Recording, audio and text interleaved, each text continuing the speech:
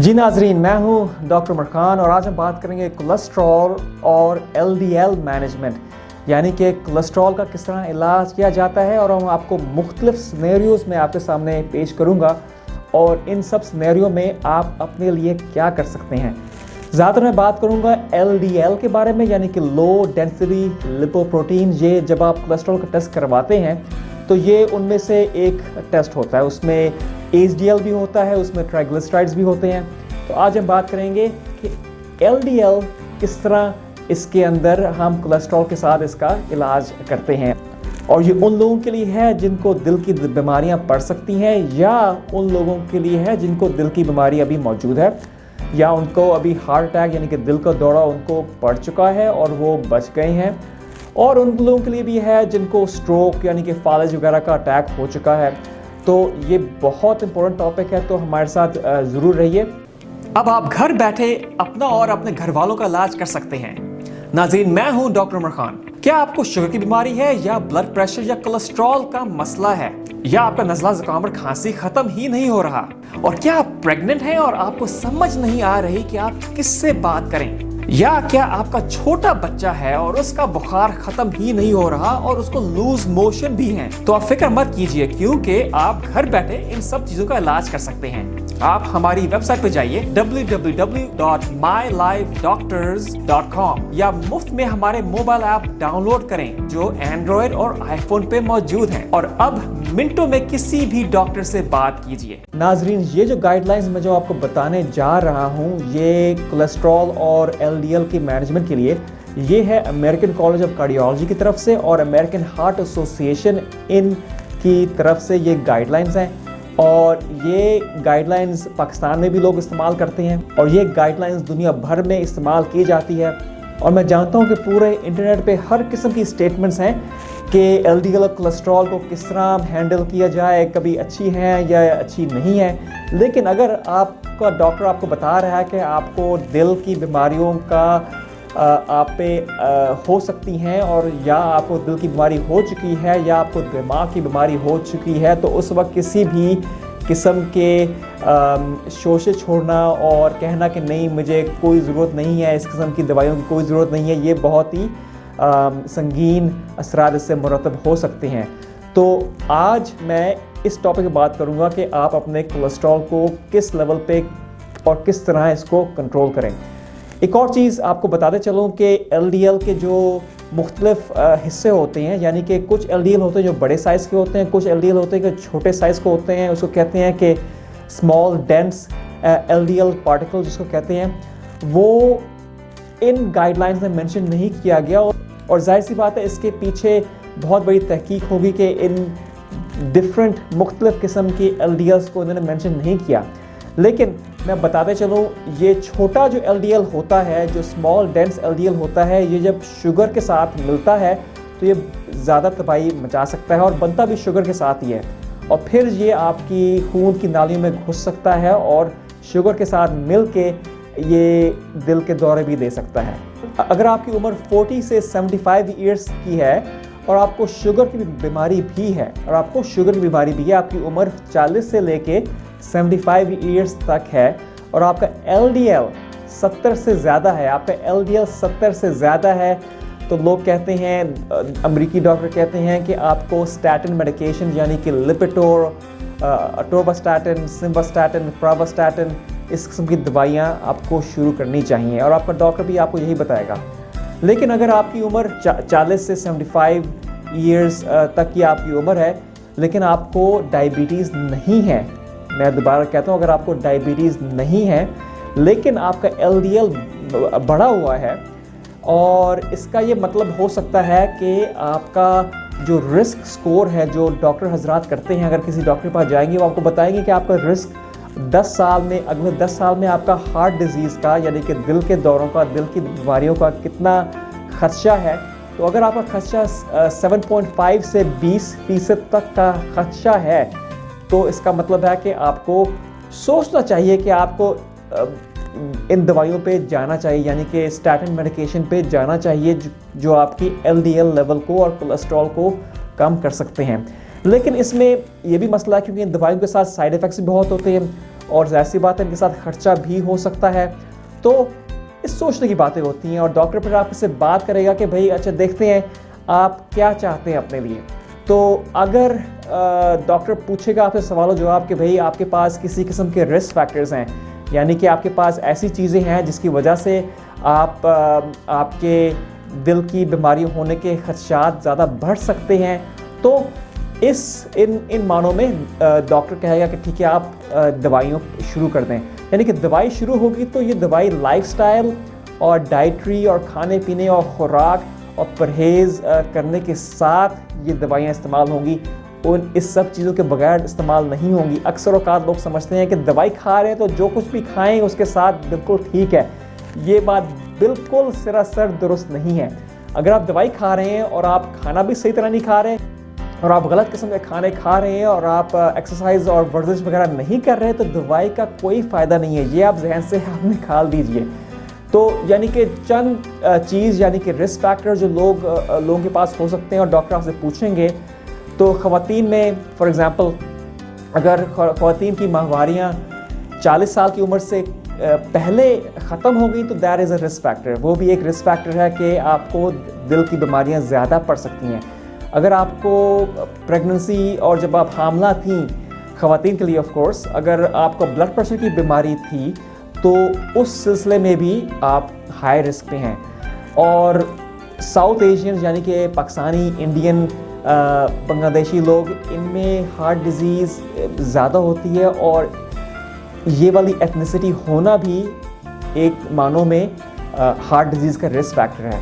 अगर आपका HDL यानी कि हाई डेंसिटी लिपोप्रोटीन, जो अच्छा कोलेस्ट्रॉल जिसको कहा जाता है, अगर वो 40 से कम है तो वो भी एक रिस्क फैक्टर है।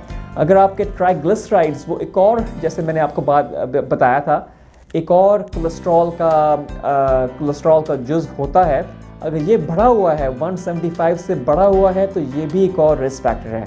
अगर आप में किडनी की बीमारियां हैं तो वो भी बड़ा रिस्क फैक्टर होती है। कि अगर कोई इन्फ्लेमेटरी कंडीशन होते हैं, यानी कि जिसके अंदर आपका जिस्म खुद आपके ख़िलाफ़ कभी कभार काम कर रहा होता है, जैसे लूपस होता है, उसको SLE भी कहते हैं, रूमेटॉइड आर्थराइटिस जिसके अंदर जोड़ बहुत ख़राब हो जाते हैं और वो मुख्तलिफ़ शक्लों में आपके जोड़ बन जाते हैं, सोराइसिस जिसमें आपकी जिल्द की प्रॉब्लम होती है और ये आपको डॉक्टर आपको बताएगा कि आपको सोराइसिस है या नहीं है। और यानी कि एक और मर्ज़ जो HIV, जो एड्स HIV जिसको कहते हैं, अगर किसी को है तो उनमें हार्ट डिज़ीज़, दिल की बीमारियां ज़्यादा हो सकती हैं। तो आपको डॉक्टर आपसे पूछेगा, आपकी सारी हिस्ट्री लेगा और उससे कहेगा नहीं भाई, लगता है कि आपको ये बीमारियां हैं तो इसकी वजह से आपको दिल के दौरे ज़्यादा पड़ सकते हैं। तो आप कोशिश कीजिए कि आप दवाइयाँ खाएँ और डाइटरी और लाइफस्टाइल मॉडिफिकेशन आप अपने अंदर करें। अगर ये भी सवाल आपसे डॉक्टर करें और इसके बाद सही तरह जवाब नहीं मिल सके कि भाई वाकई आपको दवाइयों पे जाना चाहिए या नहीं जाना चाहिए, तो फिर उसके बाद डॉक्टर कह सकता है कि चले आप अपनी कोरोनरी आर्टरी कैल्शियम, यानी कि दिल के नालियों की जो कैल्शियम होती है उसको मेजर करना है। भला इसको किस तरह मेजर करते हैं? एक कैट स्कैन होता है, CT स्कैन होता है जो ये मेजर करता है। अगर आपका CT स्कैन ये करते हैं और आपका स्कोर 0 आता है तो फिर कहते हैं चलो ठीक है, आपको स्टैटिन मेडिकेशन यानी कि कोलेस्ट्रॉल मेडिकेशन की ज़रूरत नहीं है। आप कोशिश करें कि लाइफस्टाइल और डाइटरी लाइफस्टाइल और अपना रहना सहना बेहतर करें। लेकिन अगर आप सिगरेट पीते हैं, घर में कोई सिगरेट पीता है, तो इससे क्या होता है कि इससे आपका रिस्क फैक्टर बढ़ जाता है। सिगरेट शुगर की बीमारी, डायबिटीज़ की बीमारी जैसा ही होता है और सिगरेट स्मोकिंग शायद इससे भी बुरा हो। तो मैं अक्सर अस्पताल में देखता हूँ कि लोगों को दिल के दौरे पड़ते हैं, हार्ट अटैक वगैरह होता है, स्ट्रोक होता है, उनको किसी और किस्म की बीमारी नहीं होती लेकिन वो सिर्फ सिगरेट पीते हैं। तो सिगरेट पीना बंद कर दीजिए। अच्छा, हम कैल्शियम स्कोरिंग की बात कर रहे थे। अगर कैल्शियम स्कोर जैसे हमने मेंशन किया कि अगर 0 है तो आप ज़रूरी नहीं कि आप स्टैटिन मेडिकेशन पर जाएं, लेकिन अगर सिगरेट स्मोक करते हैं तो फिर स्टैटिन मेडिकेशन शायद आपको लेनी चाहिए। अगर आपका कैल्शियम स्कोर 1 से 99 तक है, 1 से 100 तक है, 1 से 99 तक है, तो और आपके पास दूसरे रिस्क फैक्टर्स भी हैं, तो आपको चाहिए कि आप स्टैटिन मेडिकेशन पर जाएं और लाइफस्टाइल और डाइटरी मॉडिफिकेशन जाहिर सी बात है आप करें। लेकिन अगर आपका कैल्शियम स्कोर 100 से ज़्यादा है तो फिर इट इज़ हाईली रिकमेंडेड, फिर जाहिर सी बात है डॉक्टर कहेंगे नहीं भाई आपका कैल्शियम बहुत है, दिल की नालियों पे आपका कैल्शियम बहुत जमा हुआ है, तो आप कोशिश कीजिए कि आप ये दवाइयाँ ज़रूर लें। अच्छा, ये तो था उन लोगों में जिनको अभी दिल की बीमारी नहीं है। लेकिन अगर आपको दिल की बीमारी हो गई है, आपको दिल का दौरा पड़ चुका है, आपको हार्ट अटैक हो चुका है, लेकिन आप बच गए हैं, तो इस सिलसिले में डॉक्टर हजरात अमेरिका में ज़रूर रिकमेंड करते हैं कि आप दवाइयाँ लें।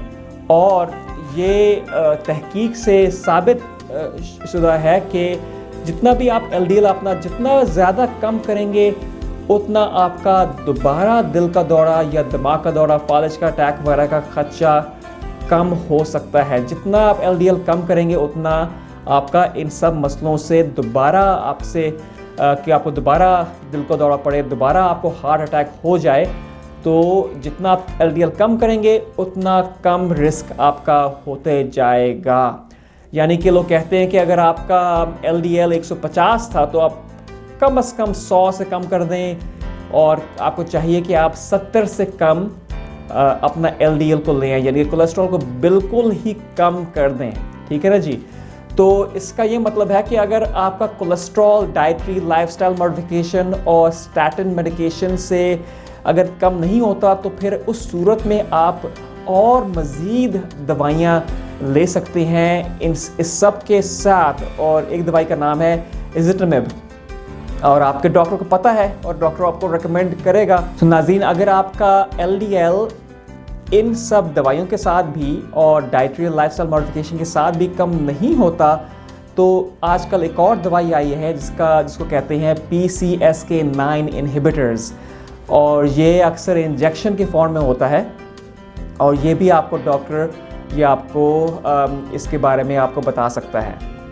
चले, ये तो था अगर आपके पास ये हार्ट डिजीज़ हो चुकी है और इसमें आपको क्या करना चाहिए। आगे चलते हैं। कुछ डिजीज़ होती हैं जिसमें जेनेटिकली यानी कि पैदाइशी तौर पे काफ़ी आपका LDL बढ़ा हुआ होता है, और ये होता है कि आपका LDL 190 से ज़्यादा होता है, तो ये तो बहुत बढ़ा हुआ है। इसमें कहा जाता है कि आप जेनेटिक टेस्टिंग वगैरह मत करें, इसकी ज़रूरत नहीं है, तो आप स्टैटिन वगैरह इसमें शुरू कर दें, और इसमें अगर ज़रूरत है तो आप इज़िटमिब भी शुरू कर दें, और अगर इसमें फिर भी ज़रूरत है तो फिर आप PCSK9 इनहिबिटर्स भी शुरू कर दीजिए, और कोशिश कीजिए कि 100 से या 70 से कम आपका LDL पहुंच जाए। तो नाज़रीन, ये तो हमने चंद बातें कर ली, तो इसके साथ ज़ाहिर सी बात है आपने दोबारा अपना LDL वगैरह चेक करना है, दोबारा कोलेस्ट्रॉल चेक करना है, आपने अपना लाइफस्टाइल बेहतर करना है, आपने अपना डाइट बेहतर करना है। और अगर आपने ये पता करना है तो ज़रूर हमारे चैनल को लाइक कीजिए और हमारे पेज पे रहिए, और इंशाल्लाह हम बात करेंगे किस तरह आप नेचुरली भी अपना कोलेस्ट्रॉल और LDL आप किस तरह कम कर सकते हैं। तो ज़रूर हमारे साथ सब्सक्राइब कीजिए, हमें ज़रूर लाइक कीजिए।